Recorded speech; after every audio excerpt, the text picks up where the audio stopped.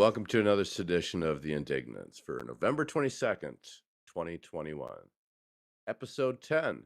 And tonight we're going to talk about the COVID protests in the EU. Kyle Rhittenhouse walks the great COVID divide and shut down Canada. So I was thinking we'd start off with something that's kind of dear to our hearts. And it's what's going on right now out on the West Coast. And Bailey, maybe you can fill folks in a little bit on what's been leading up to this point. Yeah, so first of all, hi everybody. Apparently we thought we were live. This is technically episode 11. Yeah. 10.5, close enough. So, 10 and a I half. thought we were live several minutes ago, and we were starting to talk, and then we realized we weren't live. So if you're listening, now, thank you for tuning in, and thank you for being patient with us. We have some technical difficulties sometimes. We're still figuring out how to do this. So. Hey, gents, how's it going? Who's that? Jenks George has dropped in tonight so far. Hey. Hello. Oh, all right. So the weekend was quite eventful and horrifying. We saw a violent raid on the Unistoten camp out in what we call BC, or British Columbia. So for years now, the Wet'suwet'en folks over there have been resisting a pipeline, the Coastal GasLink pipeline, which is basically supposed to go right through their territory. And this is a thing that we see a lot here in Canada, is these oil and gas projects that end up getting approved by the government, and they more often than not they go through Indigenous territories, and the people living in those territories have absolutely zero say in these projects and are not, they are not able to consent to the project or have any real information about it. The government the companies just kind of go in and say, hey, we're going to build this pipeline, and then it happens. And this is unceded territory, right? Yeah. So on the Wet'suwet'en land out in British Columbia, there's been a camp set up, the Unistoten camp. Definitely find some information about that when you have a chance. And it's a camp, it's a blockade that's been set up for years now to resist this pipeline. And so on the weekend, the RCMP went in and arrested a bunch of people. I think it was 15 people were arrested on Saturday, and then another 15 people had been arrested before that on the Friday. And a few journalists were arrested also. And everybody who was arrested, they were in court today, and I think most, if not all of them, were released with certain conditions. But it was a pretty horrifying thing to happen this weekend. Those of you who were following it, you know what I'm talking about. But it's as always, the RCMP go in with their guns and their helicopters, and they're often very violent, and they have no respect for the land that they're on, or the people who are living on that land. And this is another one of those situations, and like I said, it's been ongoing for a few years. The folks at the Unistoten camp, and including the people who actually live there in the community,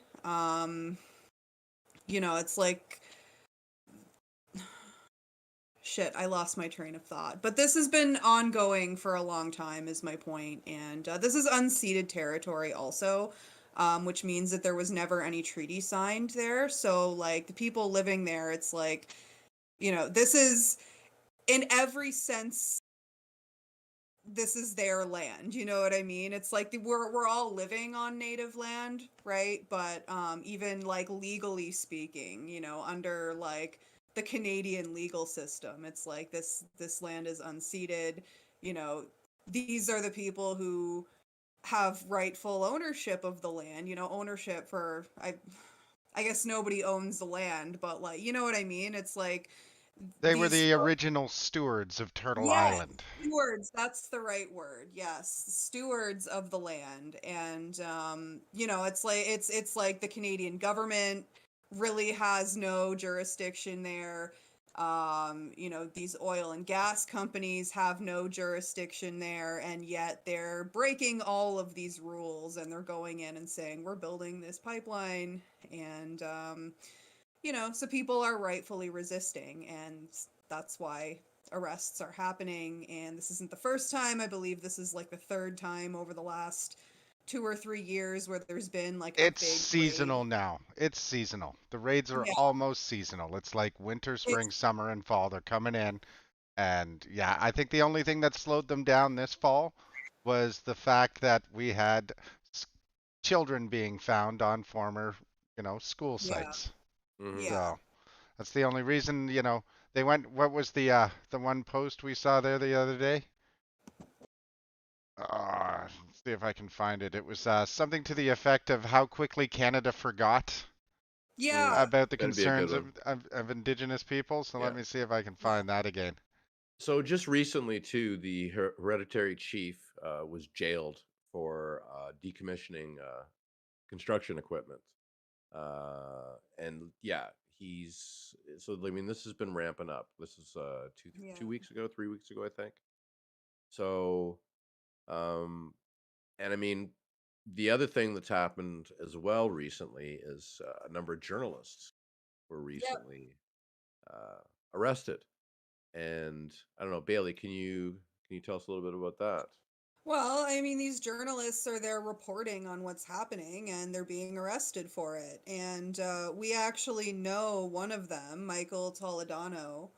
Hmm. Mike and I, we have been at a few of these pipeline blockades, not the Unistoten specifically, but here in Ontario, there's been like several pipeline blockades that have happened over the Shutdown. years, and you know, Mike and I were a part of some of them, and Michael Toledano was a journalist who was there like every time reporting, and he's a very skilled journalist. Hmm. He often you know, this is one of his big topics that he covers as a journalist is, Hmm. you know, the anti-pipeline movements and the indigenous sovereignty movements and stuff. And he's very good at what he does. Hmm.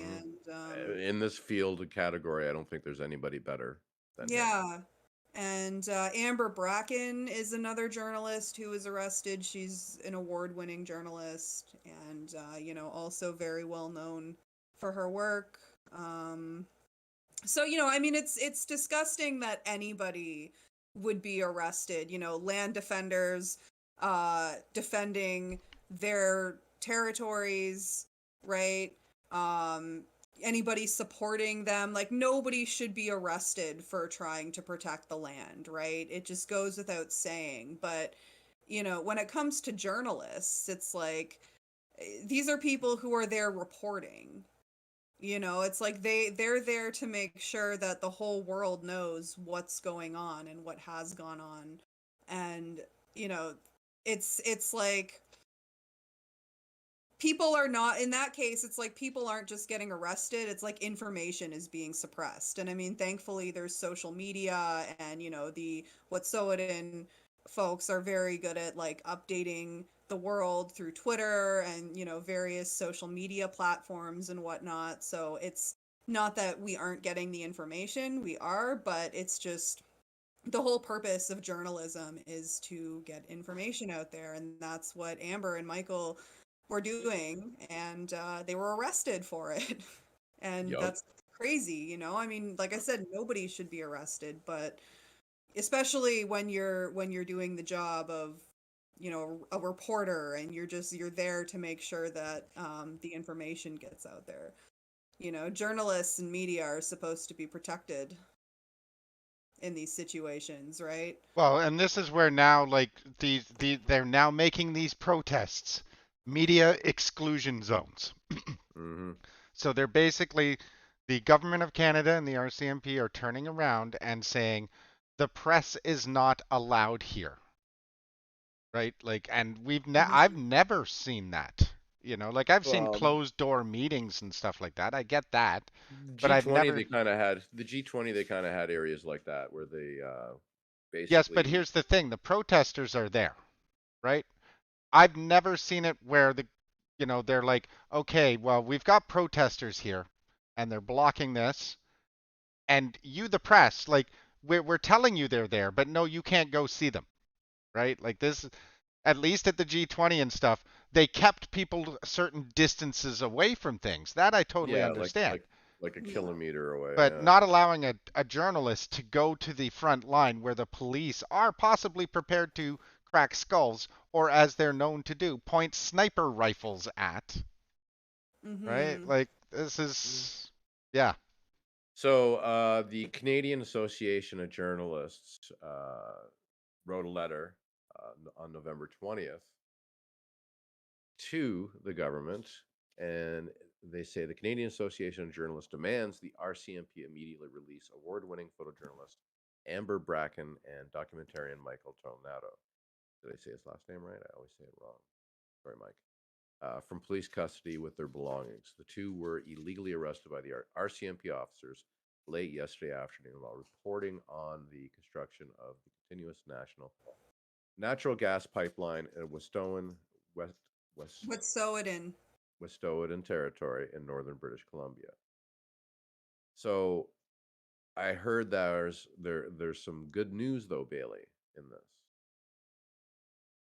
That they've released, I think, both Amber and Michael recently.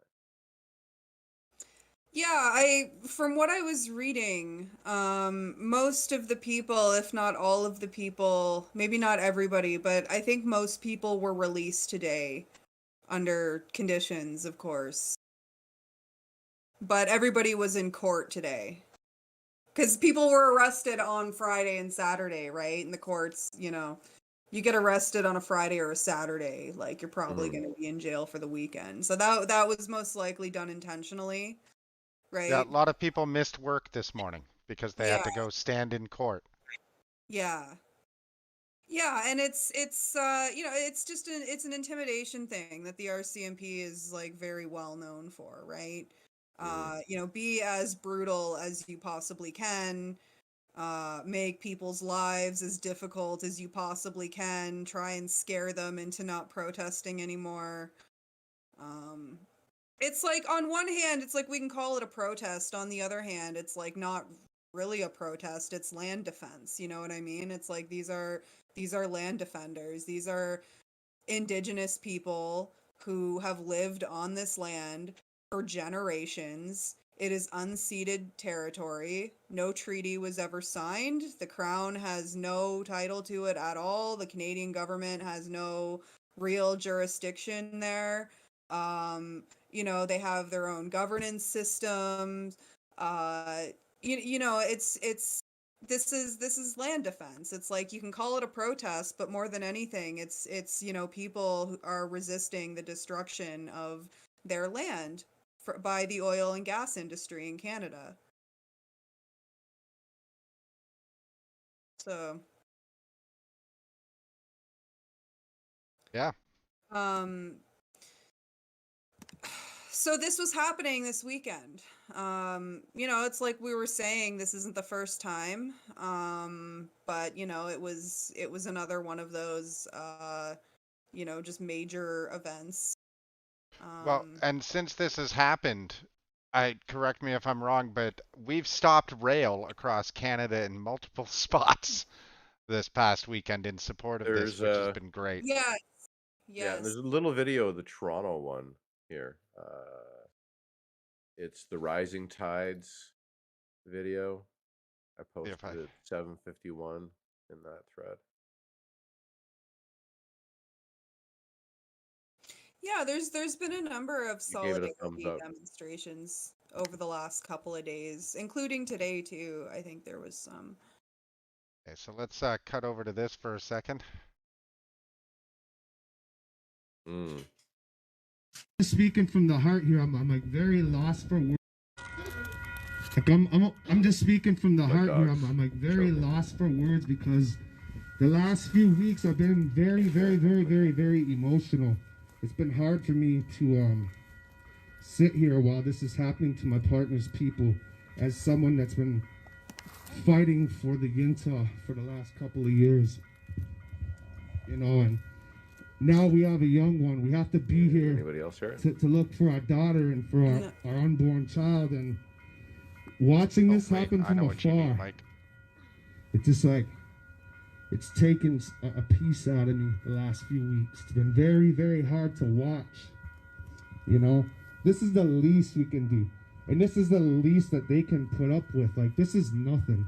So like, it's sitting back there ready to jail people for speaking. Again, we've been trying to speak to the governments for hundreds of years. At a time when we're digging up children, almost by the thousands.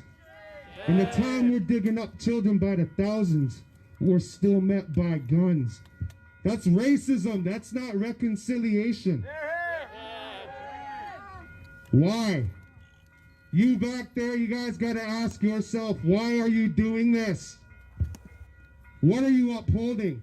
Really, this is racism. This isn't reconciliation. In a time when we're digging up the children from residential schools, you're going to stand there and criminalize our people more. What do you honor? What do you stand for? You got to wonder that. Anyways, I'm just ranting off here. So I guess I'm done. Thanks, everyone.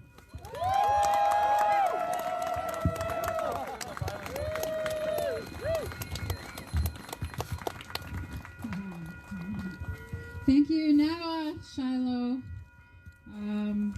Shiloh, yeah, stood with me when we were raided in 2020, and you know, I'm thankful for him for doing that.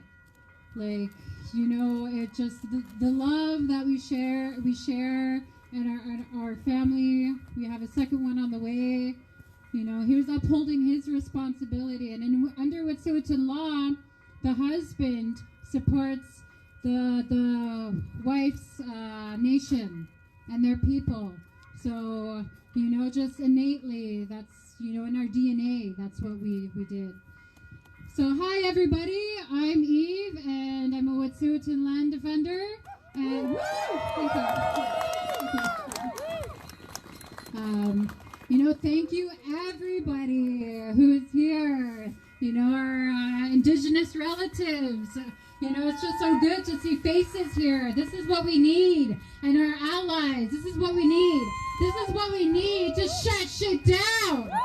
Right? Yes. Yes. We need to shut shit down in the face of white supremacy. In the face of racist RCMP. And in the face of land theft and industry that keeps on going through indigenous territories without proper informed consent to the indigenous people. Yeah, so this is what we need. And also to be here for Molly, aka Slato, and my little sister. Like, I'm so fucking proud of my little sister, and that's why I'm here. Of course I'm here for Molly, but I'm here for my little sister. Yeah. She had 2 snipers pointed at her. She was on the drill site in the cabin, and they were alone. They were occupying the cabin to save the Wet'suwet'en. And you know what? My little sister, she was my shadow. She was too shy to speak to me and have conversations, and that's how she spoke. This is how she spoke. With her life. Her life. So we know that these big ass RCMP, these, you know, egotistical men when they look at us, when they look at Indigenous women, when they look at Wet'suwet'en women, you know they want to pull that trigger. Shame, yeah, shame. So we have to push back. Every action we take, every action we do, we stand up to that. We stand up to the killings by the hands of RCMP. We stand up to the killings in the healthcare system, because believe you and me, that's a thing. We stand up to them ripping our children away from us at the hospital. No more Indigenous genocide. You know what? Our actions right now, the little ones see. They see, and I'm happy to see these little ones here. Yes, they need to learn. Yeah, Jenks, like, it's not nice getting guns pulled on you, especially if you're a child, and no threat to anyone. Right?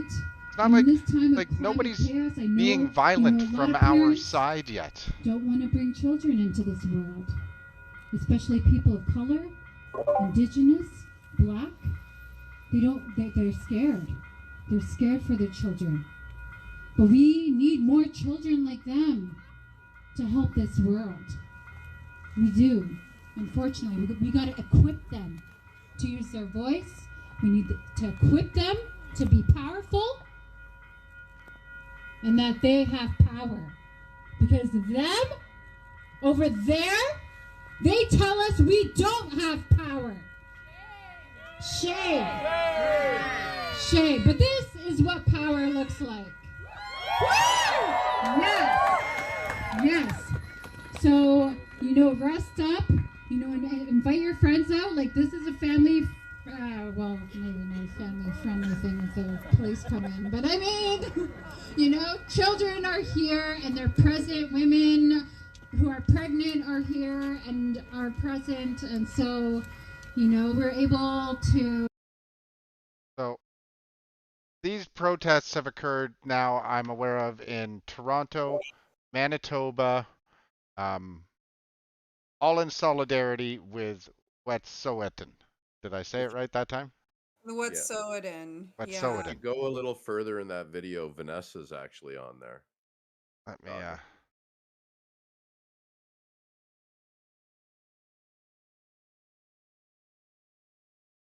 Because I had watched it earlier. And yeah. I'm going to fade this over and you tell me if this is Vanessa. They have the guns. Back it up. But yeah, I just want y'all to think about that. Pass on the message, right? There's a way to do it. There's a way to do it where we're unarmed, because obviously they have the guns. But yeah, we got the drones. Oh yeah. But we got a voice, we got a body, and this is how we can make change. So thank you, everyone. I love you, and see you out there.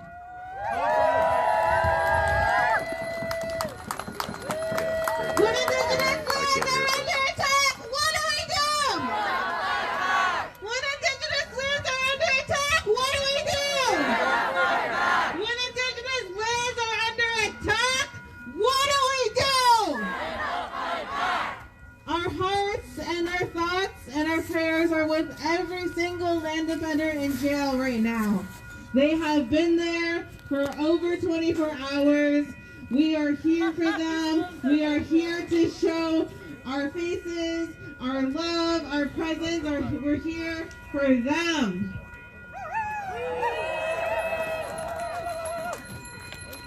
Is there a way to get that No back up so I can justice, hear it? no peace. No justice, no peace. No justice, no peace. No justice, no peace. No justice, no peace.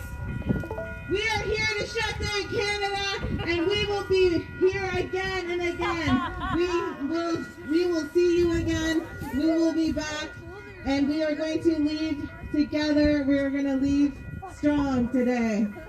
So stay together with us. We are obviously surrounded by an absurd amount of police right now.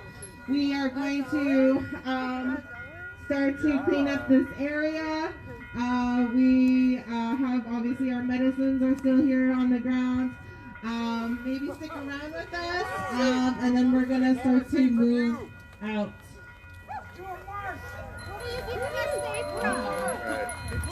Yeah, there's so many powerful, badass women in these movements. That put a smile on my face, seeing a few people I recognize there. Yeah.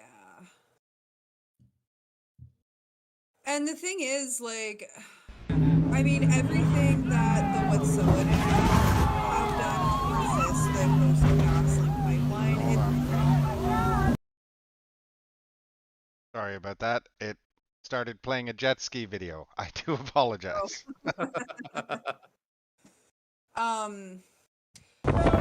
everything has always been very peaceful on the side, you know, when it comes to the actions of the Wet'suwet'en, and you see this with like any indigenous-led movement. It's like these are peaceful protests, peaceful occupations, you know what I mean? Or should I say, you know, peaceful defenses, I guess, because it's like it's not even right to call it an occupation on the part of the Wet'suwet'en because it's their land. It's actually the RCMP and like Coastal GasLink that are occupying. But I think you understand the point that I'm making is these people are peaceful in their actions, right?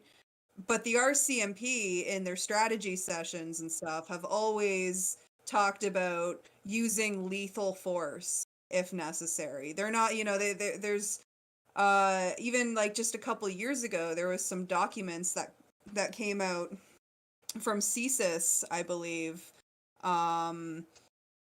It was either CSIS or it was the RCMP directly, but it was documents that came out that showed just how willing they were to use lethal force. They are not afraid to pull out their guns.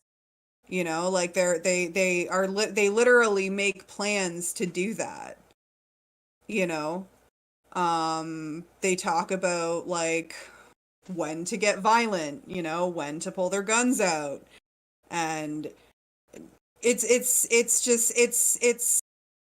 using our like literally like it's using our national defense in industry and resources.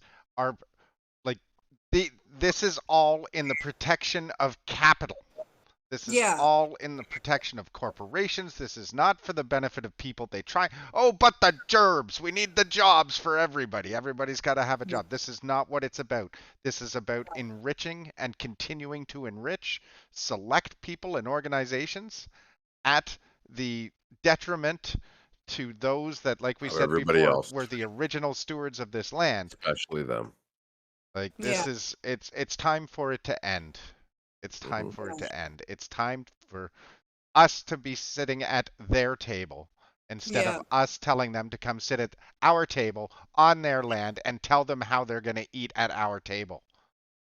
This is, Yeah, exactly.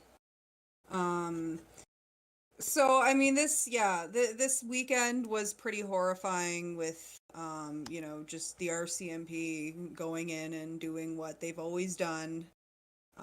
Arresting people for protecting their own land, arresting journalists who are trying to cover this and bring this information to everybody else so that we know what's going on.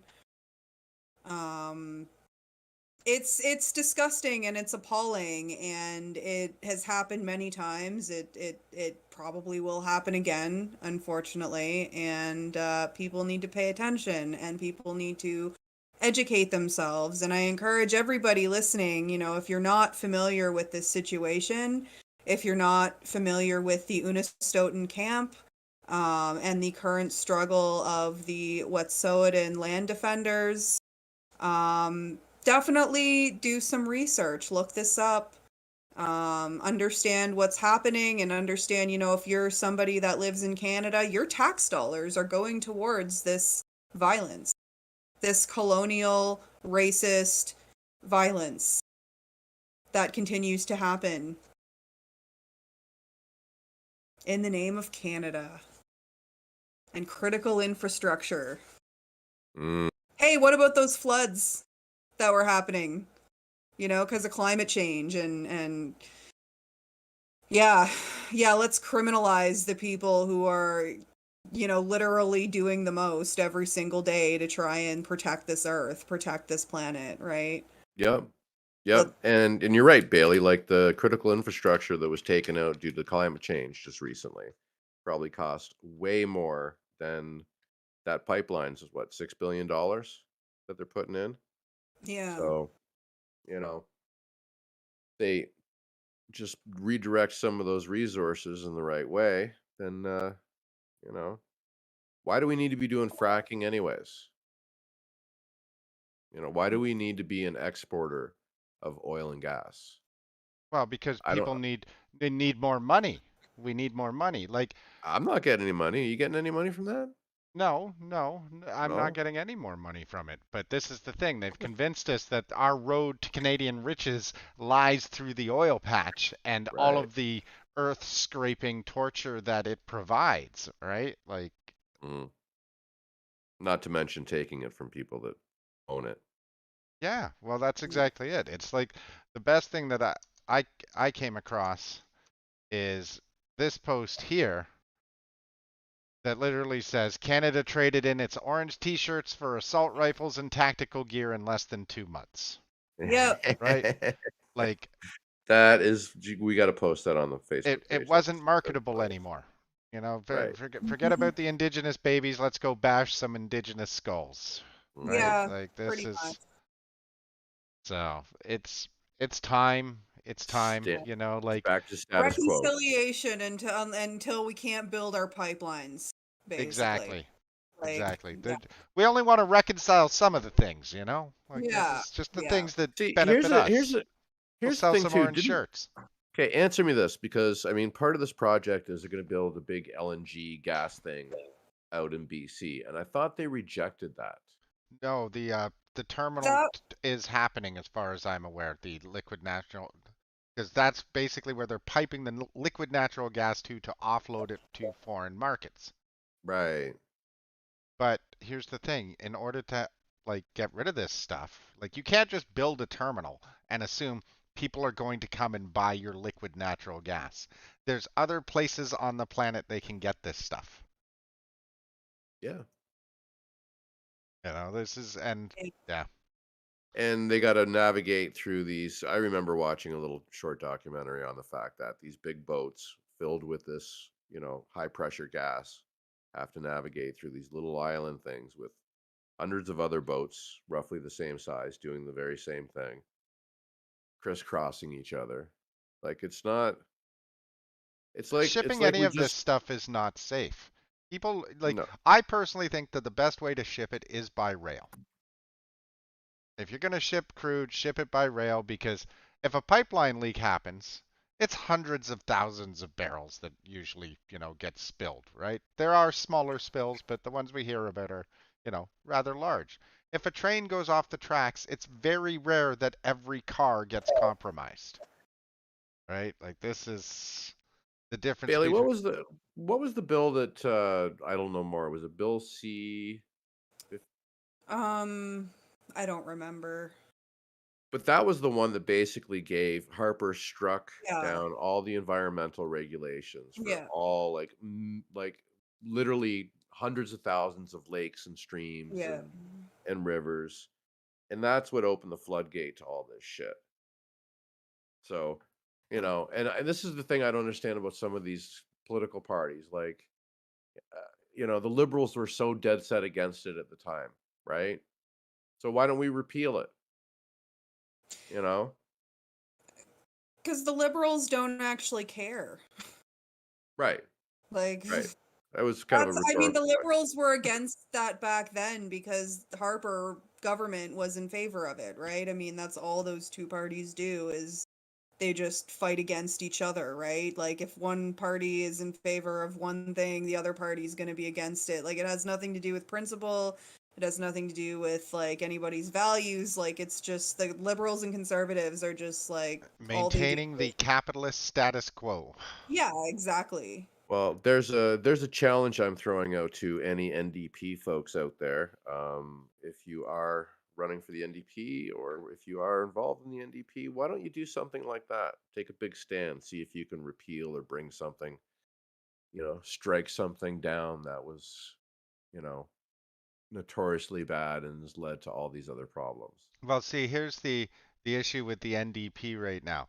They've confused equality and rights for labor with need more jobs, got to get the jobs, right? Like, so they're really hesitant to start coming down on our natural resource industries because, oh, what if all those jobs go away? Well, this is the thing that the NDP needs to crawl itself into the 21st century already, right? Like, it's not everybody needs a job in this future that I live in, and that's a proven fact.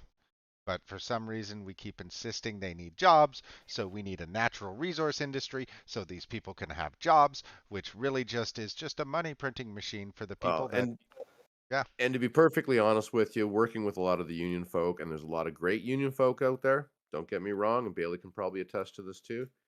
But it's simply like spinning wheels with a lot of these folks. Like I remember when, for example, there was like they were trying to put in mailboxes in neighborhoods and get rid of the government was and try to get rid of they've home been delivery. trying to do that since the 80s, Right. actually.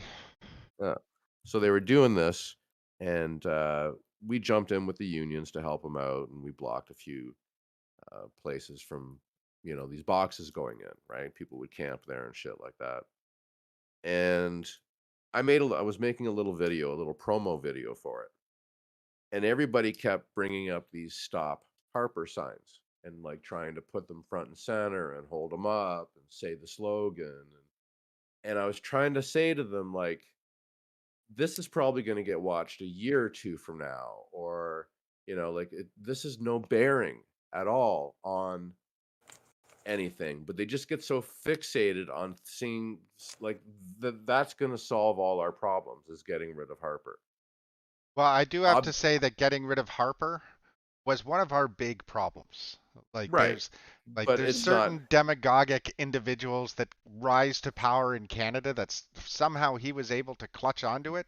And I knew day one when he won that conservative leadership that this was not a man that should have ever been placed in charge of Canada. Right. So but the point I'm trying to make though, right? Yep. Is that, this entire focus on this thing solving the problem. The problem isn't Harper, the problem is the entire party and its system behind it. The government, the Canadian government's the problem. I haven't even I've seen a lot of good talk from the NDP, but I've not seen in a very long time anything substantial. But then again, they've had zero power as well. So, well, I think the thing that everybody needs to remember, and it's this wonderful term, solidarity. That's a foreign word right now for a lot of people. It's solidarity. Don't get it. SOLIDARITY. Solidarity. What kind of solidarity though? Working class solidarity? Solidarity with each and every one of us, with understanding our needs, our desires, and like what we want from the future, right? Like it's not just solidarity within the labor movement, it's solidarity within the human movement. Fuck the labor union movement. Sorry, but doesn't even have solidarity, for Christ's sakes. Those unions don't even work well together. They don't even play in the same sandbox, for Christ's sakes. So that's a discussion for another time, that's for sure, because like we can go on about the aristocracy of labor all night. Eric, you look like you might be biting your tongue a little. I'd love to hear your input on all of this. You've been a little quiet.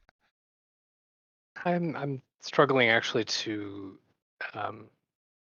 maintain my focus. This entire thing. I apologize. I am out of spoons, as it were. So I may have to pull the ripcord and bid you all adieu and join you back again next week. I apologize. That's okay. You can even just hang No, out the if you want. struggle, Eric. You're Solid- welcome. You know how it is, Yeah. unfortunately. So, Yeah. Yes, we do. Oh. be... He just went off. All right. So now I can, yeah, so, let me get back over to So- this. Anyways, we all have little faith in electoral politics, obviously. So Yeah. It's true, but I do have faith in land defenders. And as much as this weekend was horrifying to watch, it does give me a lot of hope to see Indigenous movements continuing and, just continuing to resist and fighting back and defending the land and,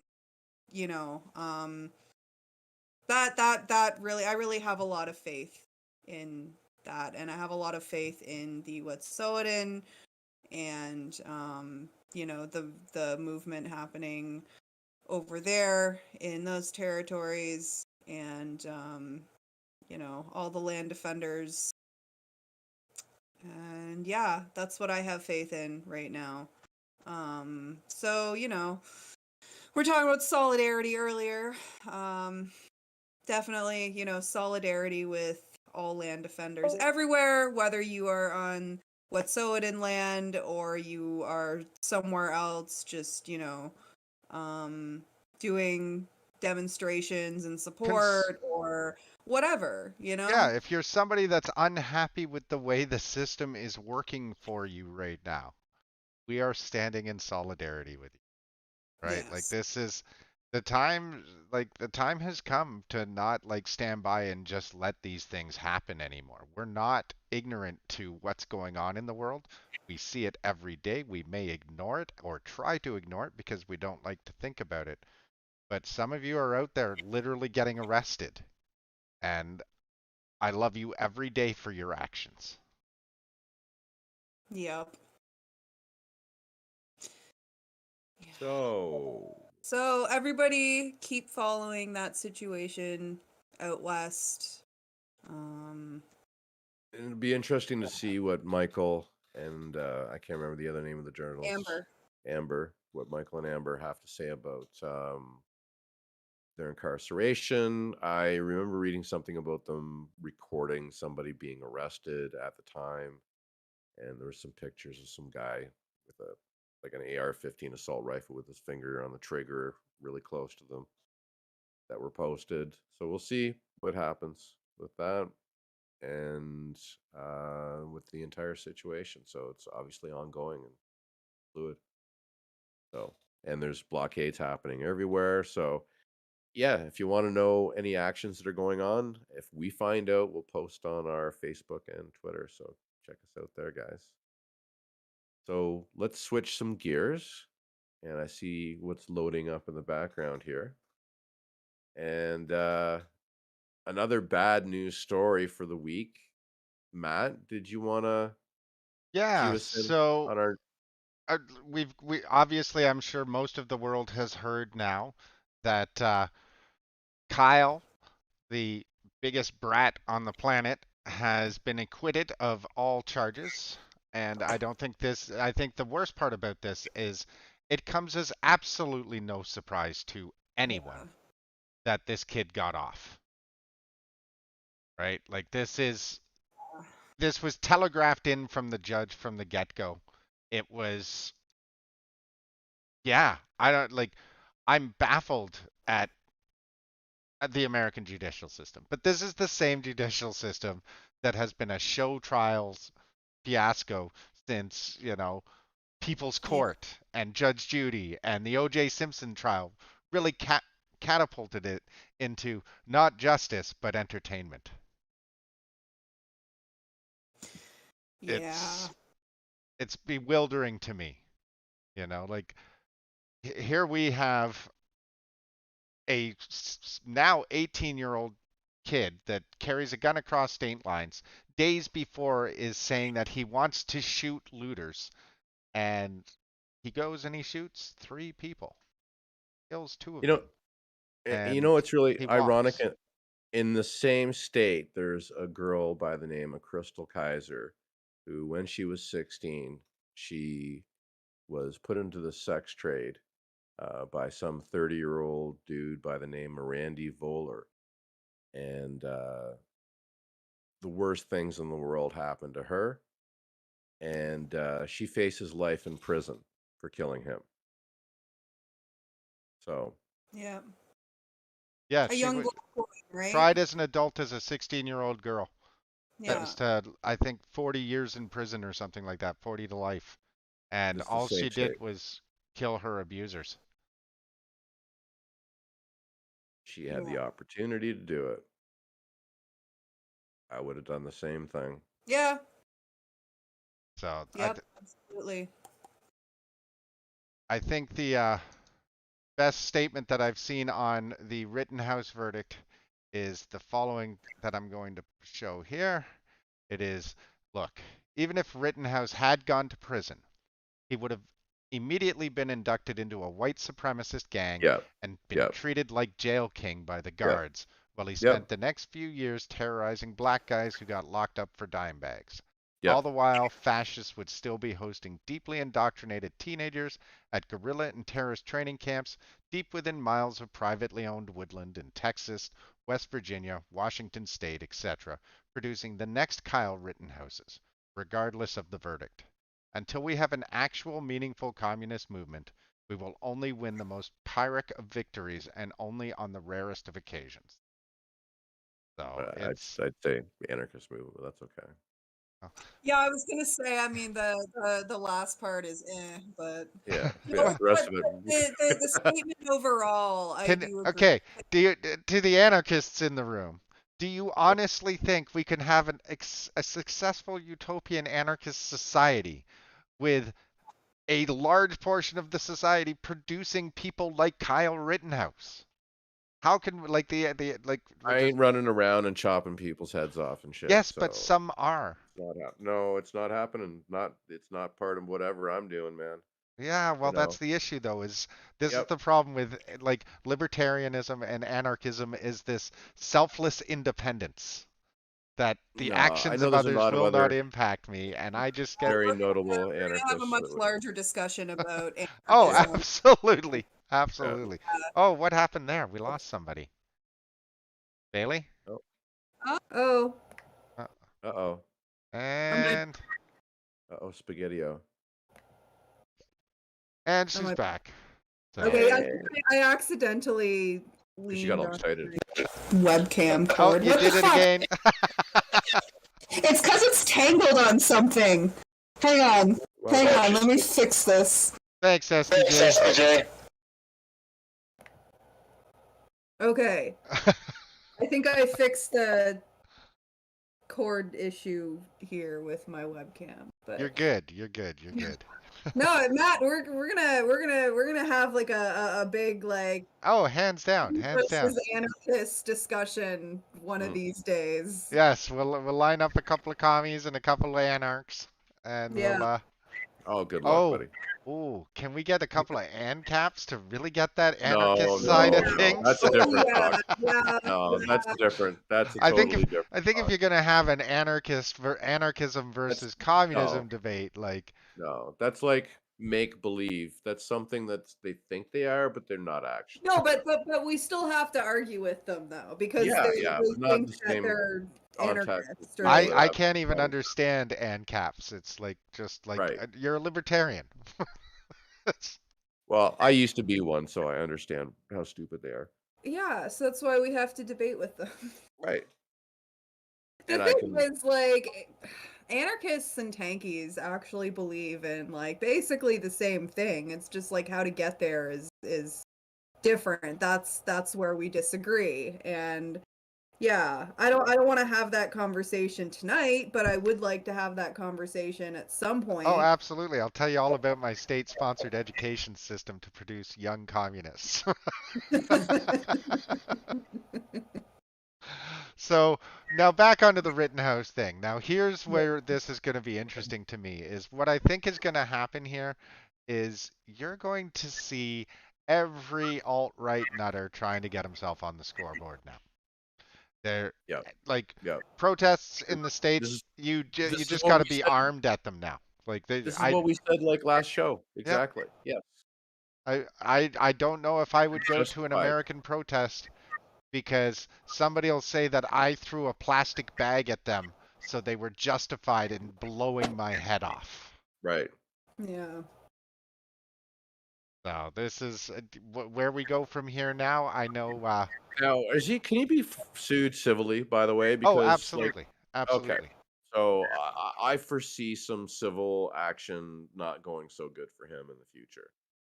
So, Great, but he's still got a legal kill. right. The two of them. He's like Two. Yeah. going to be going for a hat trick soon enough. You He's know, gonna be and working so for what Matt if that one Gaetz. guy was a douchebag? The one guy was a bit of a douchebag. Apparently, he did have mental health issues, and yeah, he had What guy? the first One of guy them, that was, I believe he had a statutory rape charge. yeah, Sexual What guy? interference with a Remember minor. that Rhittenhouse? but it has no, yeah, No, not yeah. Rhittenhouse. Brian Beauchamp or something like that. I cannot remember the But name of the who victim. is this guy though? Are you talking about one of the victims. One of the victim? victims. And this is the Yeah. thing. It doesn't matter. Yeah, yeah. It doesn't matter. Right. It doesn't matter. But It it's doesn't matter. constantly brought up by the right. Well, of course, because these are the same people that start their weird masturbatory pedophile hunting groups when really they themselves are probably pedophiles, right? Like this. Yeah. These are the people that believe in vigilante justice and like where do you these are the same people that came up with the concept of lynch mobs because they don't like the fact that a black girl kissed a black boy or kissed a white boy, right? Like these are the same class of citizens that want their white ethno-nationalist state, and God, yeah, I don't even want to say God because they believe they own him as well too. Yeah. So, Well, I mean, I definitely was not shocked by the verdict, unfortunately, because yeah, I think we all knew how that was gonna go. I think just the judge's behavior alone was just like, I think I said last week when we were discussing this, like if that's any indication of what will happen, we know that he's probably gonna walk, unfortunately, and that's what happened, and it's not shocking, but it is still horrifying nonetheless that somebody can get away with fucking murder because he's this white boy that the judge thinks is, you know, I don't know, whatever. Like it's like his 17-year-old grandson. Yeah. So, like the way that the judge was like almost like defending him, like straight up defending him in the fucking courtroom. Mhm. You know, like of course he was going to get off. And I mean, that's the system in the US. And I mean, Canada's system is not much better. So, you know, we've seen this past weekend. So, apparently Kyle is going to be on Tucker Carlson tonight, Of course he is. right? Let's see And what we have here.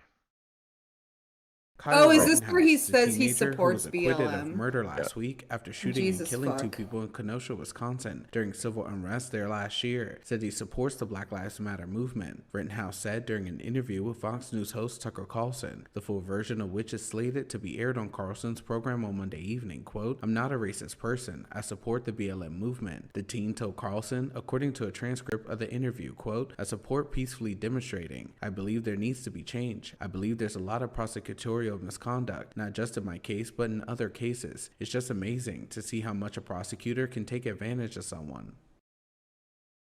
Gotta disparage those government employees. Now, I'm not a fan of prosecutors because they're basically cops, right? Like, this is the issue, is they're tied to the, like, their performance is based on the number of successful convictions.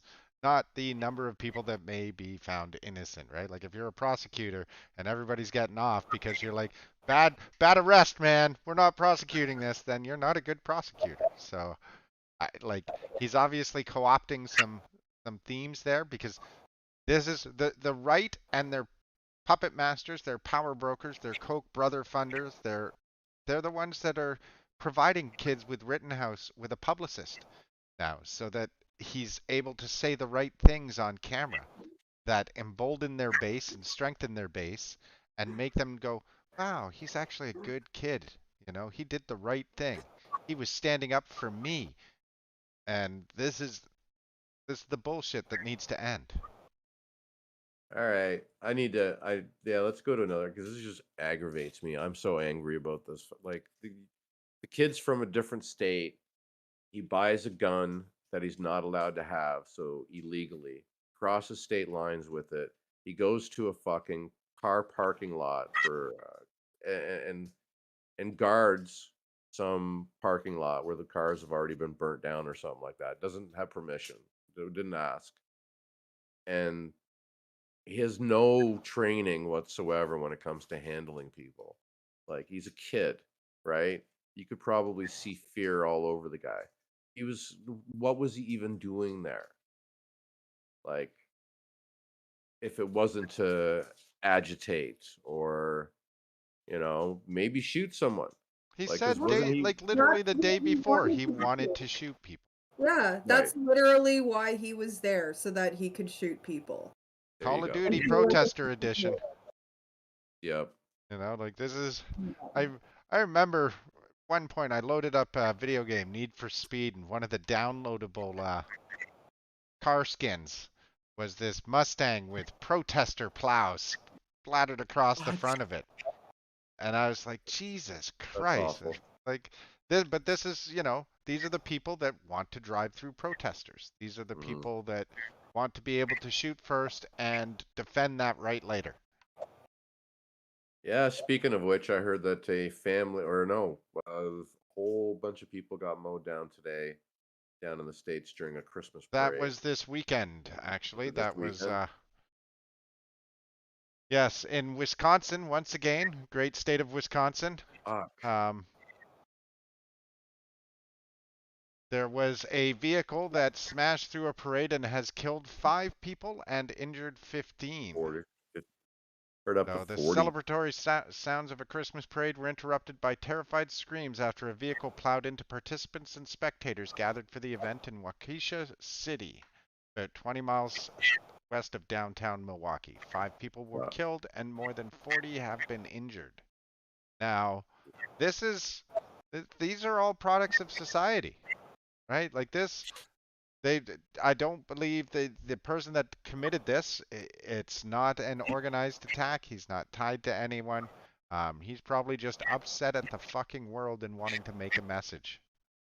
Now, this is the lone gunman. But the alt-right is once again pouncing on this because the man happens to be black. So, he's doing this because he's Black Lives Matter. Well, no, he's not. It's not. This is not what we do. We do not go and drive cars through people. This is their playbook. This has always been their playbook. This is the extremist playbook, and there's nothing extremist about us. We just want extreme I don't know. Love. Yeah. Yours involves a guillotine. I don't know. It's not a guillotine. It's a watermelon slicer. Oh.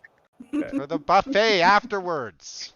After the rich give up all their wealth, we're going to slice watermelon with these things. It's gonna be great. Seedless watermelon, because that way you don't have to spit. And, yeah. So, but don't even know where you're going there with that one, but I just don't like seeds in my watermelon. It's like they just get in the way. Yes, this is soup for my family. Soup for my family. That's what this is. You got to pay a price for like something that's as good as watermelon. So a couple seeds, like, it's the price you got to pay. What's the problem? Hey, Desert World. So, fuck Kyle. Yeah. So, and for those of you that don't know the, I'm just standing here 4 nights. I'm just standing. The soup for my family line. This is where this stands from. 4 nights. I'm just standing here today with soup for my family, and we're just, watching all of this unfold. It's very unfortunate. You're not planning on using that, are you? Throwing it at the police? Like I said, it's for my family. Literally for your family. Yeah. All right. Soup for my family. I'm just standing here with this can of soup for my family. Yep. Campbell's family soup. Yeah. The soup of Antifa everywhere. So, so that now brings us to our regular, pandemic check-in with anti-vaxxers. Oh no. Oh No. Do you have a music? Dun dun dun. Well, we should actually have theme music for this portion of the show. Yeah.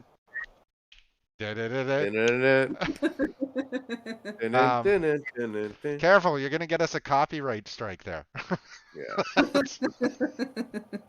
But yeah, no, the anti-vaxxers are still out in full force. I don't know if you guys did you guys catch the Chris Sky cocaine psychosis rant?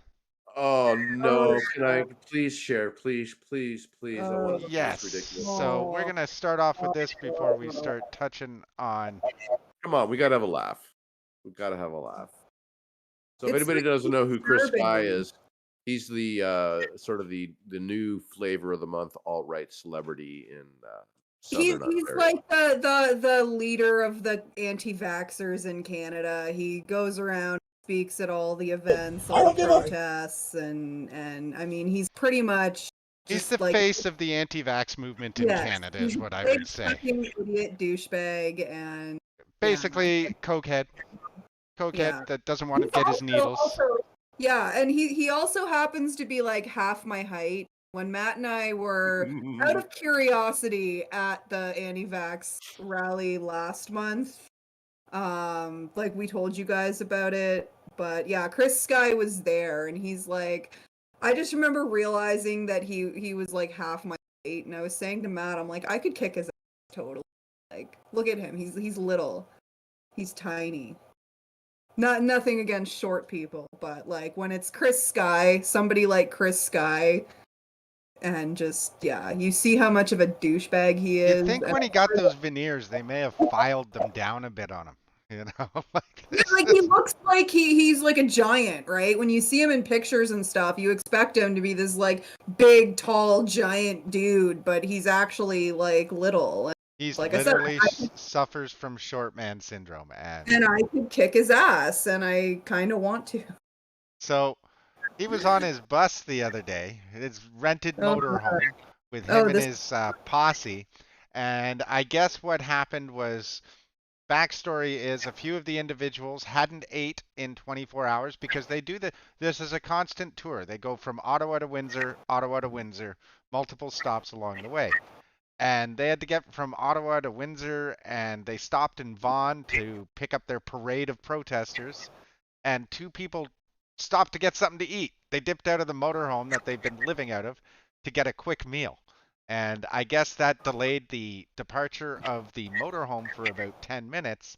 And this is the result that we have now. So, you guys can see this. Fuck about people's emergencies. There's shit on the fucking bus. Do you understand? Yeah. If you listen to somebody else again, I swear to God, I will literally grab you. I will grab you out, throw you out of the fucking bus, and leave you. Anybody else has any fucking problems, get the fuck out right now. Do you understand? I will not put up with this. You are already fucking late, and then you pull over. You think I give a fuck? This is my fucking bus. For a fucking mission, not for you guys to have a fucking party. Do you understand me? Yes. Do you fucking understand me? Yes. I swear to fucking Christ, I will kick you all out when we get to Windsor. You can take your shit and you can all go fuck yourselves. Do you understand me? Do you understand me? My priority is getting where I need to get on time, not making you and you and you and you happy. Do you fucking understand? Yes, sir. Yes. I don't think you do because you listen to Z, you listen to this person, you listen to that person. The next fucking time, that's gonna be your fucking head.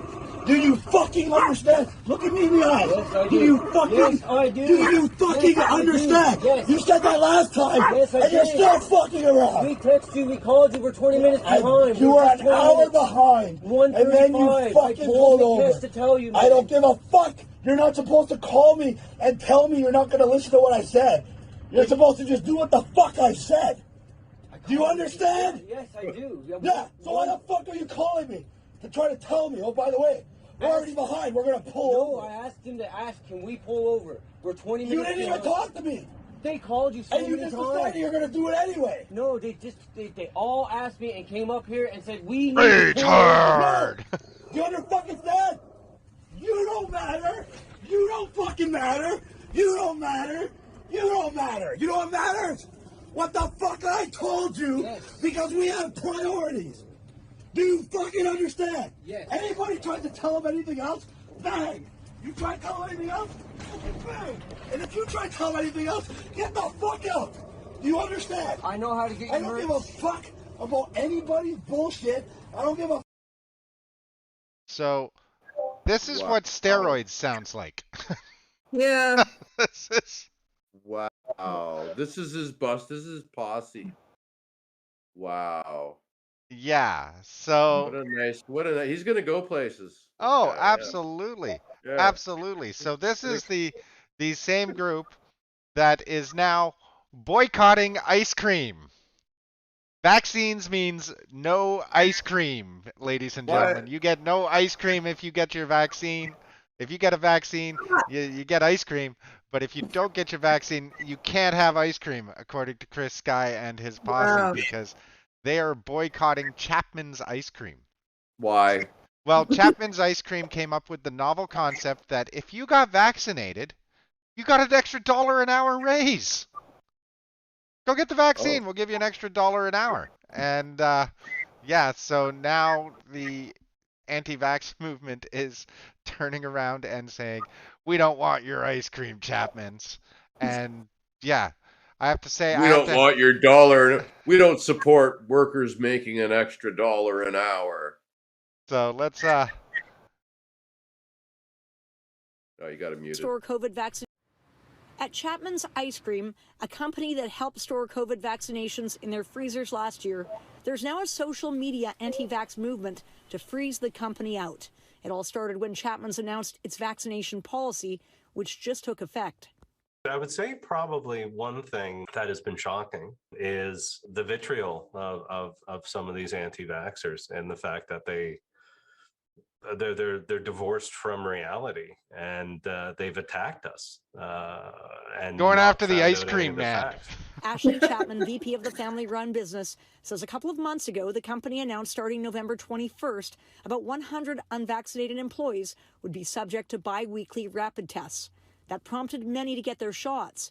The family is also rewarding double-vaxxed workers by giving them a $1 an hour raise. We went live. I believe it was five out of 850 employees refused to subject themselves to these rapid tests.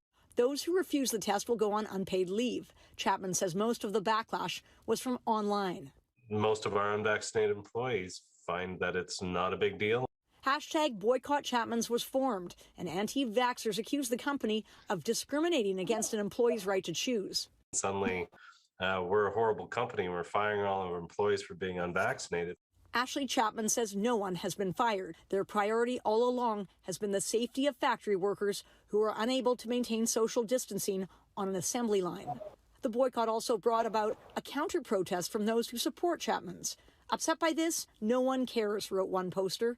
Another said, picked up some Chapman's ice cream, not just because it's delicious, but because they do the right thing for their employees. We didn't think it was controversial. We were trying to be inclusive and do the right thing. Catherine McDonald, Global News. So yeah, I love Chapman's. Yeah, Thank I you like for their the ice cream wonderful cone. ice cream. So that's a good news story. yeah. So they're now going after your local ice cream man. But Who just gave all their employees a $1 an hour raise just because they're vaccinated. Yes, yes. So on this side of the pond, well, predominantly in Canada, where we're trying to do okay with, COVID, we're trying to keep our numbers down, but it's still trickling up. In Europe, they're literally rioting over restrictions, COVID restrictions and vaccine restrictions. Yup. So huge protests across Europe amid new restrictions. So I don't know. So You got the whereabouts feed are from you that. at, Desertroid? Desert Rolled? Desert Rolled? Desert Rolled. Desert Rolled. There we go. Roland, he's on our Discord too. Oh, nice, nice. Yeah. Oh, okay, yeah, I'm just cluing in. Yeah. Duh. Sorry, I'm a little slow to the party. But yeah, so things are getting a little crazy over there. I don't know. I have no on-the-ground experience in Europe with these protest desert. So maybe you can tell me, are these just like, are they the same imbeciles we have here? Or is this just like, yeah, I can't understand it. I've read some stuff about them being a lot of right-wing groups involved. Let me look up some stuff here.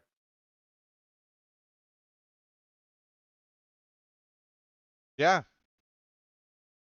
Well, this is the thing. Like, we've had this discussion about rights and everything. Like, where do we draw the line? Yes, you can have freedom of movement. Absolutely.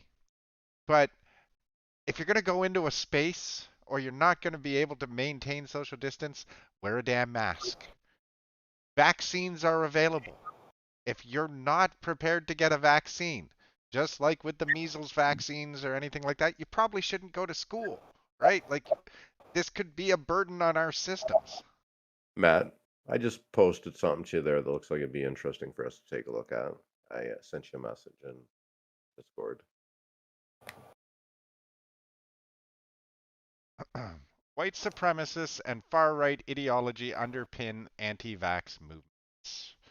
No surprises there.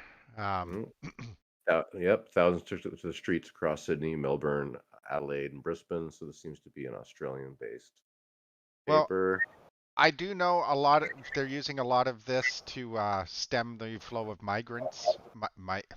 Migrants. This is like the Britain First kind of stuff that I've seen. These are all the same players.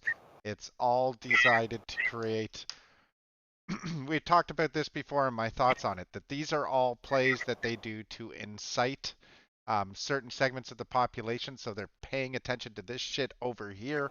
One being, get your life-saving vaccine or potentially life-saving vaccine versus, well, we're just doing whatever the fucking magic we want to do over here with the economy while we rake in billions and trillions, right? So funny in this article, I'm reading down on it a little bit here. It's got something that me and Bailey have heard people talk about an awful lot, the New World Order. So, yeah, so according to this, says white supremacists and right-wing groups are capitalizing on vaccine hesitancy, distribute conservative ideologies to new audiences via protest, social media. Among these are complex narratives about resisting a new world order, which supposedly threatens a bygone Australian way of life. Since Australian-based. Well, so, they're sterilizing us with the vaccine, you see. Right. All part of UN Agenda 2030, where the goal is complete global state dominance over our every decision. Like, I've seen 1984. They got a camera that the government's gonna put a camera in my house that literally watches me all the time and tells me when I can eat and drink and piss and shit. Like, they're gonna kill all our babies with abortions. So this New World Order thing's been around for a while, and it's basically code for Jews, is what it all boils down to. A lot of these people, so they're xenophobes. They're usually racist as well, misogynistic. Unvaccinated sperm is the typical, next Bitcoin. Your typical fascist sort of alt-right boogeyman crowd. Oh dear God. Maybe I should have frozen some sperm before I went and got a needle in my arm. Yeah, so it says here too, yeah, I'm just reading down. The New World Order theory has racist and anti-Semitic inferences. It comes from speculative and philosophical literature from Europeans and white settlers in the United States. Why do they think it's the communists that are going to bring in the New World Order? Who promoted paranoid myths about Jewish people involved in the banking system. It has ties to fascism, racism, and white libertarianism, and satanic panic since the Second World War. Nazi occult. Yeah. So, yeah, it's some crazy ass shit. And yeah, that's what it's all about. It's a bunch of racist when you boil it all down. It's actually a really good article. Yeah, doesn't surprise me at all. That's like, this is the thing. Like, what I don't understand is why these, like, and to be honest, when I say alt-right nutters, I'm willing to bet that 70% of them don't realize how socialist they actually are. So, you know, well, like, come on back over to the light side over here with Luke and Leia, and realize that what you want, which is like your kids to have an education and to, you know, be able to go to the hospital without going bankrupt, and to like to grow up in a world where everybody's kind of treated equal, that's got nothing to do with conservative values. None of it does. No. You know, like we've got a blurring of conservative values because we have fiscal conservatives and we have moral conservatives. And none of those ideals benefit working class families.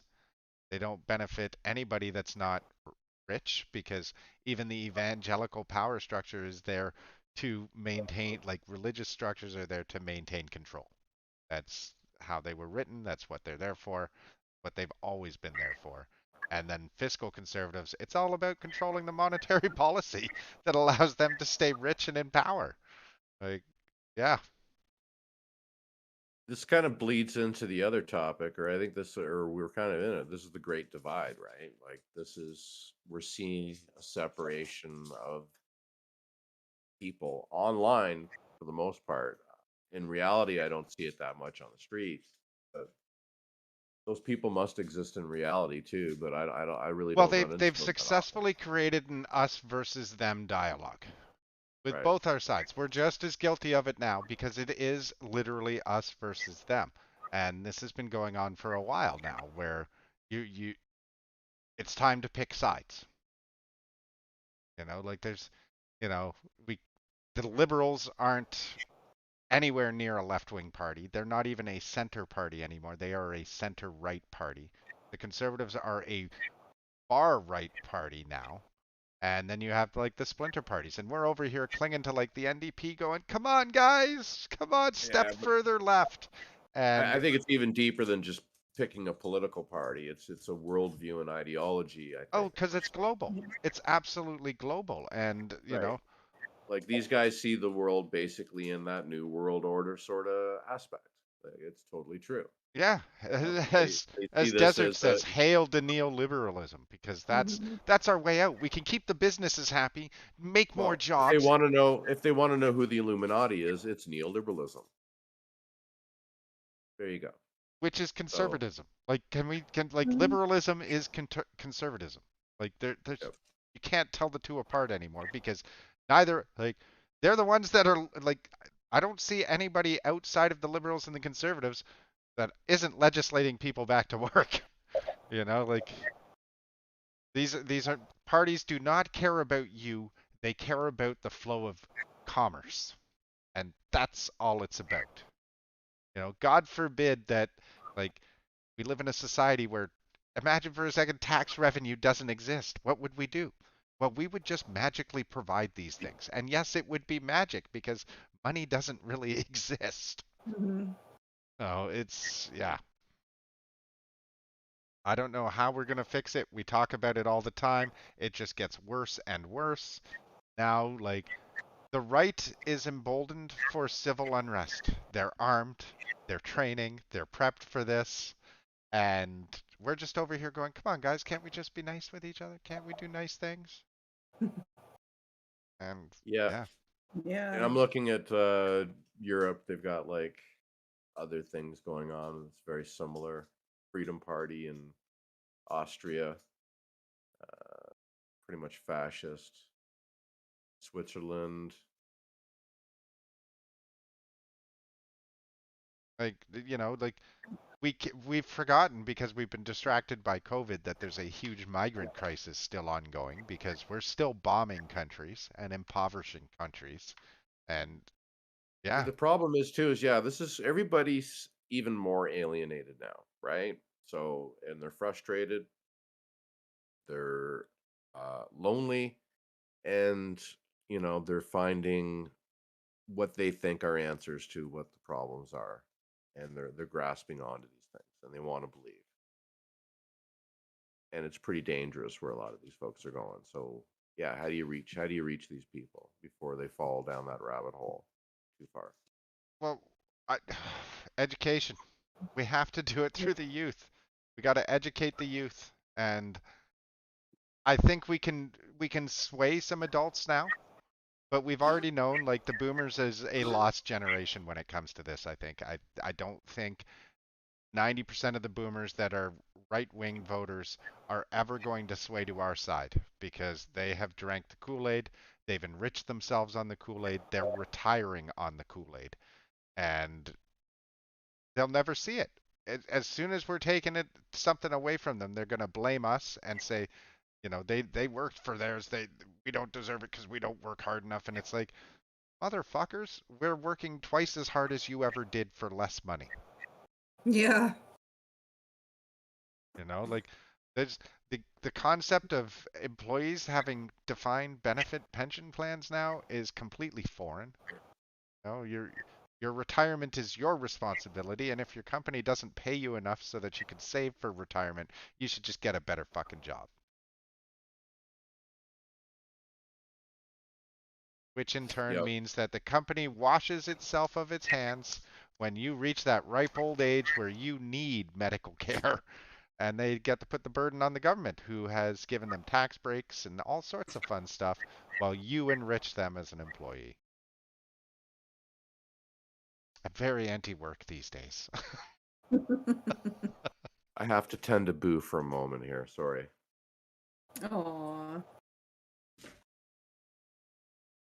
So yeah, that's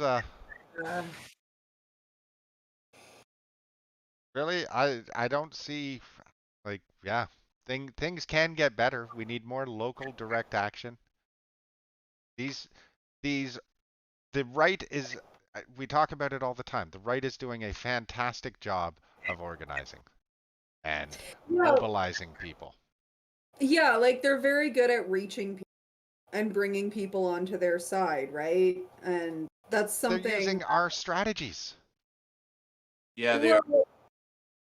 Also, it's like, I think we have to get better also at, relating to people who aren't already in our circles.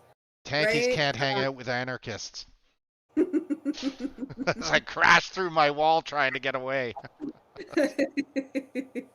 Oh, look at Boo. Like this is the thing. Everybody is welcome in my tent until they harm another. Well, yeah, exactly. But I mean, there's a lot of people, I think, who I guess you could say are like waking up politically, right? And maybe they weren't political for a lot of, for a good portion of their lives, and now they're starting to be, and they're kind of figuring out, where they stand. And I know that what can happen on the left sometimes is people can, get curious, and they kind of come over and they ask questions and end up being really isolated because they don't know language and terminology and the theory, and they don't really like fit the mold of like being leftist enough, right? And I think leftists can be kind of guilty of like putting that on people, saying, you're not kind of hoity-toity. You're not lefty enough, so you can't. Where's your copy of the Communist Manifesto? You're not a real leftist unless you carry a copy of the manifesto in your back pocket. Yeah, shit like that. And I mean, it sounds, we're talking here, like, it sounds really ridiculous, right? But like, it's true. A lot of people, I mean, even like even locally over the years, I've seen situations where new people want to come in and join the movement, but then they end up getting completely isolated and kind of pushed out because people don't see them as, fitting in enough, like they're not leftist enough, and they're just, they're liberals, we shouldn't talk to them. And it's like, well, you know what the right wing is not doing with those people, pushing them away and telling them they're No, they're bringing them all in with open arms. Like, I could go and hang out. Well, you saw it when we went to the anti-vax rally. They wanted us to be there. They thought we were there, like, to support them, and they We're were their like, new best friends. Come on in, hang out with us. Yeah. You're as cool as we are, and that's what we need to bring it back to. Is like we talk about it all the time. The big tent leftism, right? Like.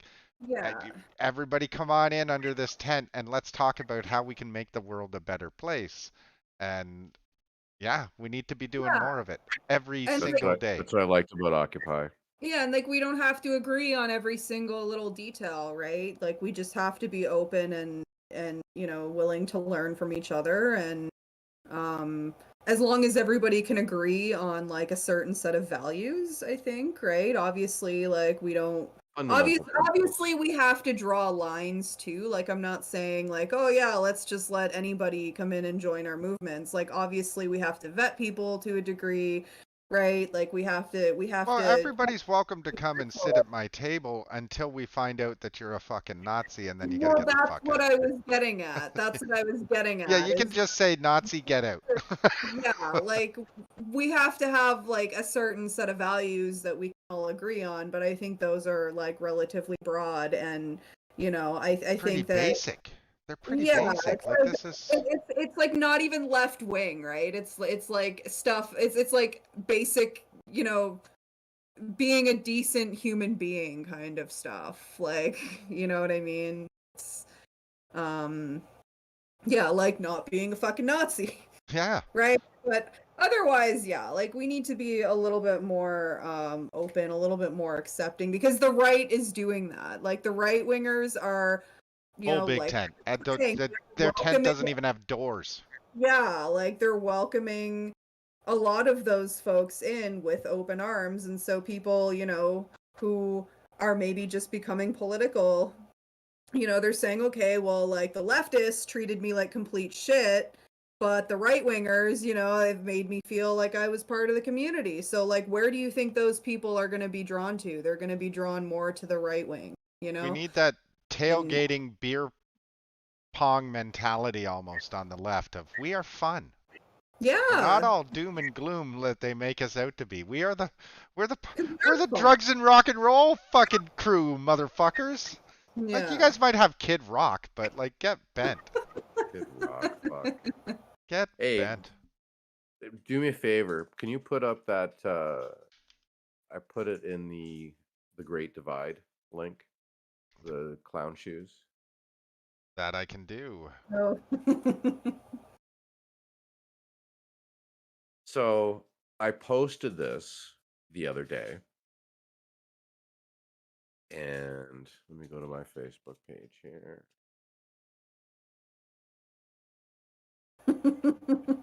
Did you like that, Bailey? Yeah. So let me scroll down. There we go. So it got a lot of conversation going. I can't. Like, how would this? So like, this is first and foremost. Weren't you an anarchist? Are we talking about the clown shoes here, right? Yeah. So okay. So before you judge an anti-vaxxer, walk a mile in their shoes, and then it's a picture of like fucking Ronald McDonald shoes there or something like that. They're great. Actually, I would love a pair of shoes like that. I think they're great. This is why I can't wear red shoes. I have large feet. So, I would love a pair they of already red look Chuck like clown Taylors, shoes? but Matt's not allowed to wear red shoes. What size feet are you, Matt? I'm a 12. Oh, okay. I'm 12. Yeah. So certain shoes look rather ridiculous. At least if I'm gonna wear red shoes, it has to be a boot cut pant. Like if I'm wearing skinny jeans and red shoes, watch out. Watch out. So I pissed off a lot of people. I lost a couple friends. One person said, weren't you an anarchist? And I said, that I am. Is it a prerequisite to be an anti-vaxxer? If you are, I never got the memo. So, yeah, it got people pissed off. One interesting point being made. This picture here creates that much dialogue. Like, this is Yeah. basic. Like, I know. This is like boomer memes. So you shouldn't make fun of people for their personal decisions.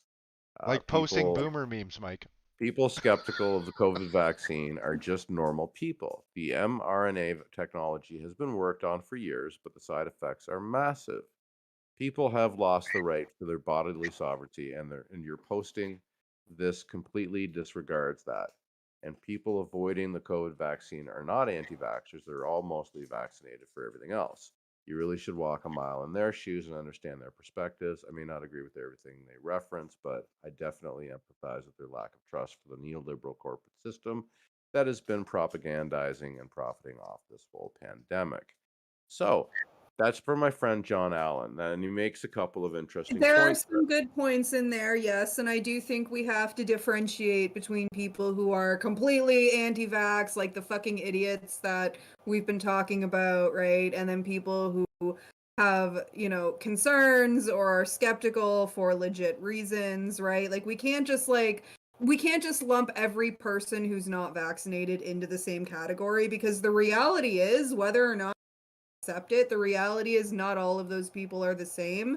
There are people with different reasons for not getting the vaccine. I'm not saying that I agree with them necessarily, but we have to, we do have to think about the people who, maybe they're not anti-vax, maybe they have all of their vaccines except this one, and they have like real reasons for being concerned about it, right? We've talked about like multiple times on this show, I think, like for example, like a big example that comes to mind is Indigenous folks who have been medically experimented on and shit, and who, have distrust in the medical system, right? Like that's exactly what I said to him. Yeah. That's exactly what I said to him, yeah. Yeah, so like we do have to like be mindful of that, I think, but I think that that's very different from the people that we're making fun of on this show a lot. The people who are, not at all rooted in reality, people who are just completely like over the top, completely fucking detached from reality and fact, and don't want to acknowledge that they're wrong about a lot of shit, and just keep spreading, false information around, and are making their decision based on false information, and who have no real reason to be concerned for themselves, right?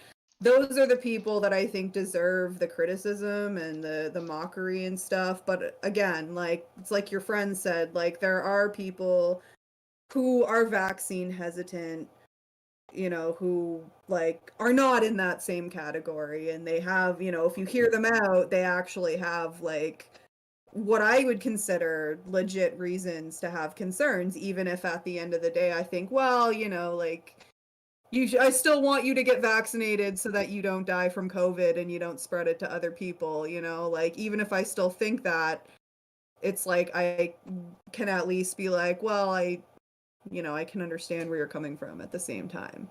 But these are different people, completely different categories, I think. Not that I'm for placing people into categories either, but you guys know what I mean. Like it's just, yeah. So I said to him, you make a good point. It is true the U.S. government, like Bailey just said, historically is directly infected or tested on its own population. I can see how some minority groups could be apprehensive about it. But I do have a problem with the personal decisions argument, in that it's not really just a personal decision, as your choice can directly impact those around you, and they have no choice in said matter. And yes, fuck Big Pharma, but I trust my doctor and majority of the medical professionals. So, and then he kindly said, I agree with you for sure, but not sowing of personal divisions. We need unity, particularly in the wake of growing corporatocracy. So, you know.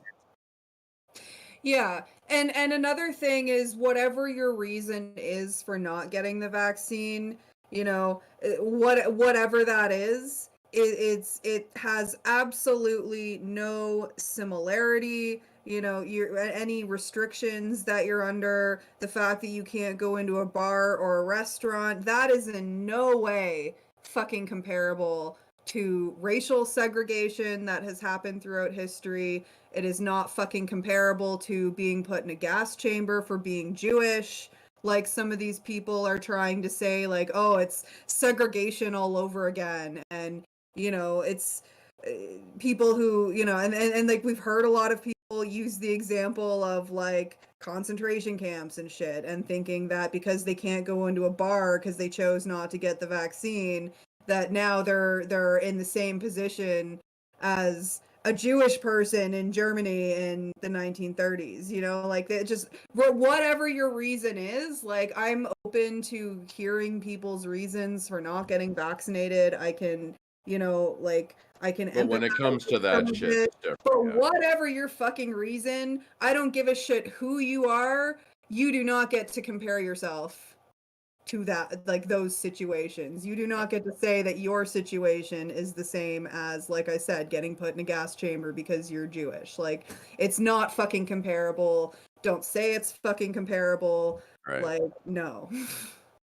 No, you're an idiot if you say that. Yeah, like that's one thing that like is Yes, never okay. on the farts in the elevator note there, Desert. Just got called a sheep for wearing my mask in the elevator with a group of guys. I replied as I removed my mask. Finally, a group of guys that don't mind me taking my mask off while I'm having COVID. Shit got really quiet. So yeah, like these are the same people that say, well, if your mask works, why can I still smell a fart through my pants?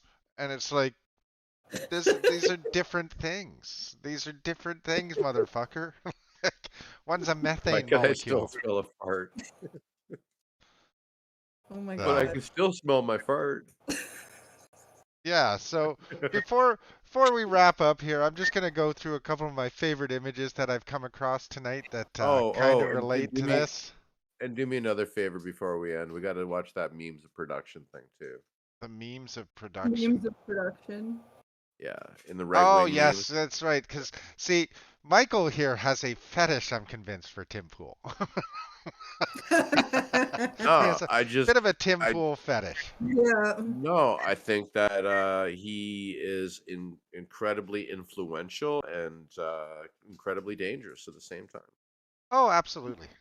Yeah. So I think you need to keep an eye on these folks. So let's go here.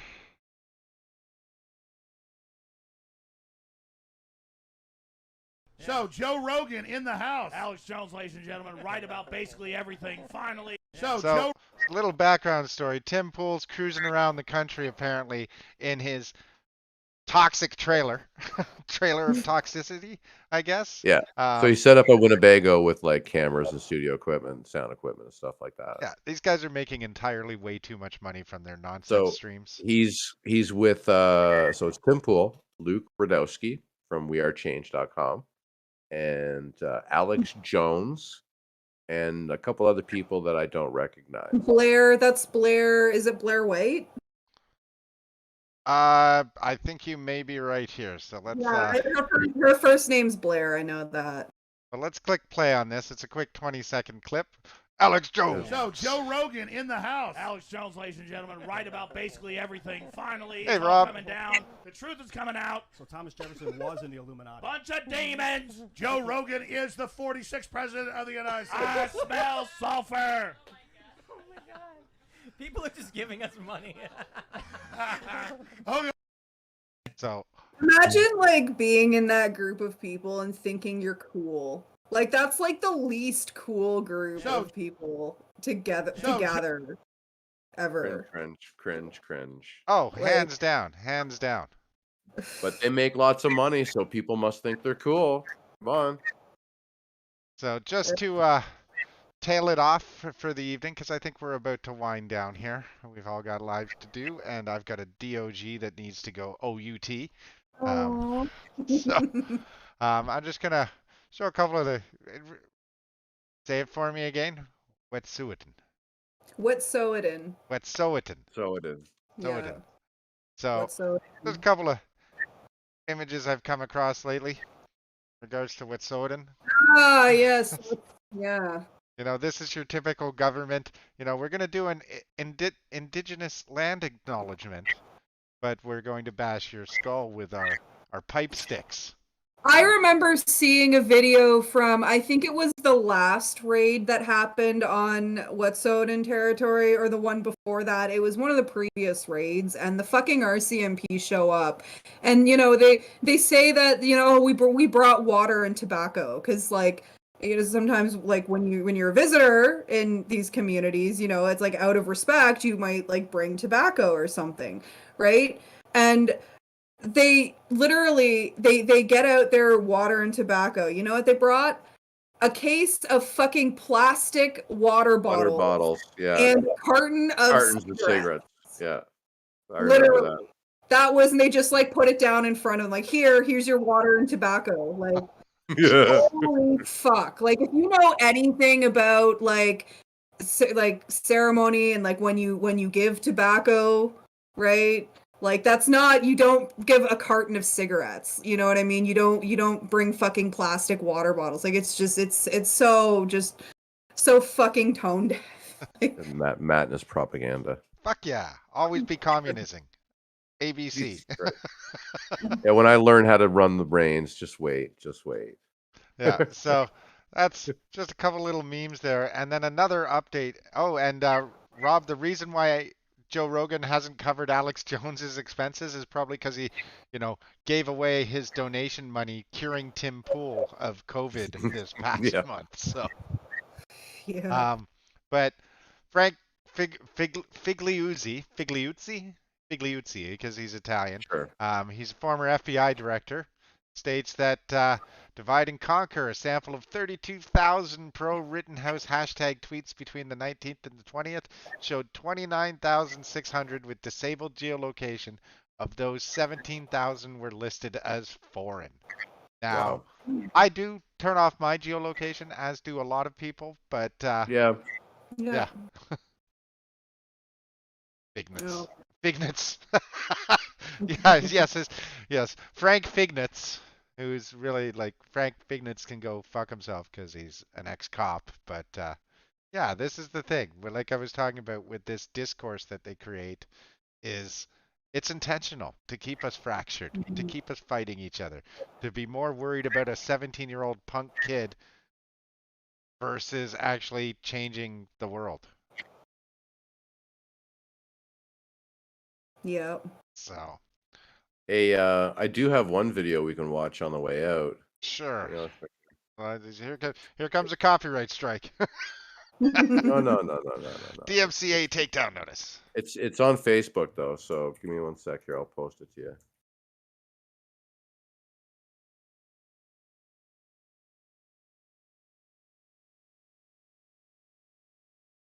It just got uploaded. Land Defender. Hi. I'm Eve, and I'm a Wet'suwet'en Land Defender. Yes. We need to shut shit down in the face of white supremacy. In the face of racist RCMP, because they prioritize pipelines. They prioritize industry, extraction, pollution over our lives, over the world's lives. They tell us we don't have power, but this is what power looks like. Yeah. But we got a voice, we got a body, and this is how we can make change. So thank you, everyone. I love you, and see you out there. I'm Eve, and I'm a Wet'suwet'en Land Defender. That was awesome. Yeah. Solidarity with all land defenders, especially those folks at the Unistoten camp and, blockading on Wet'suwet'en land. And those of you, I don't know if anybody's watching from there, probably not, but, those of you who were arrested, including the journalists, solidarity and much love. And, we support you. And that's that. Yeah, so thanks for hanging out again with us, for those of you that have been here all night, unlike Rob, who just shows up at the end. No, I'm just bugging. I love you anyways. Okay, well, thank you very much, guys, and it's been fun as always. Yeah, thanks for tuning in, everybody, and be safe. Yes, everybody stay safe and keep warm. It's nothing but love, Rob. Always love. Peace.